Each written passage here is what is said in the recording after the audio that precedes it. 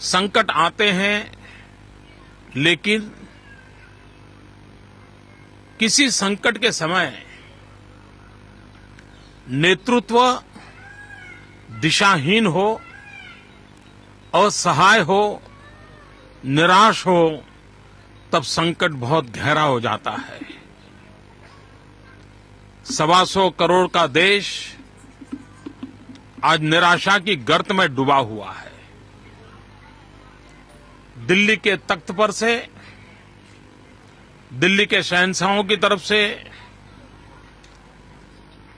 आशा जगे, विश्वास पैदा हो, टूटा हुआ भरोसा फिर से पुनः प्रस्थापित हो, न ऐसी कोई सोच दिखाई देती है, न ऐसे कोई कदम दिखाई देते हैं और न ही कोई कार्य योजना दिखाई जाती है। देश का दुर्भाग्य है कि दिल्ली के शासकों को न देश की रक्षा की चिंता है, न रुपये की कीमत की चिंता है।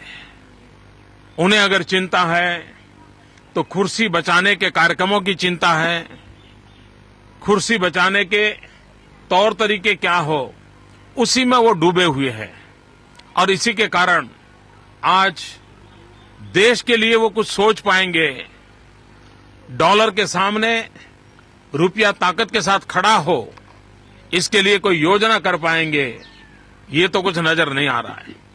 पिछले 3 महीने में जिस तेजी से रुपये की कीमत टूटती गई है, गिरावट आई है, और दूसरी तरफ 3 महीने में सरकार की तरफ से एक भी कदम लिया गया हो, ऐसे कोई संकेत नजर नहीं आ रहे। और तब जाकर के देश को चिंता होना बहुत स्वाभाविक है।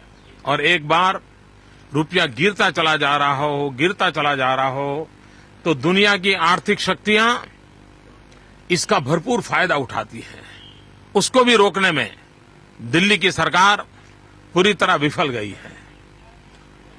पिछले 5 साल से लगातार हम सुनते आए हैं कि बस 3 महीने में महंगाई कम होगी, 3 महीने में महंगाई कम होगी।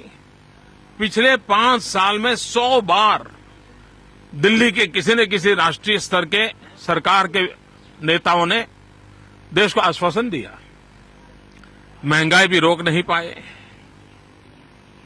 यानी कोई ऐसा क्षेत्र ऐसा हो जिसमें कोई विश्वास से कह सके कि उन्होंने कुछ करने की कोशिश की, कहीं कुछ नजर नहीं आ रहा है। और तब जाकर के कल्पना के बाहर का बहुत बड़ा संकट आज देश के सामने खड़ा हुआ है। सर, जिस तरह से आपने बताया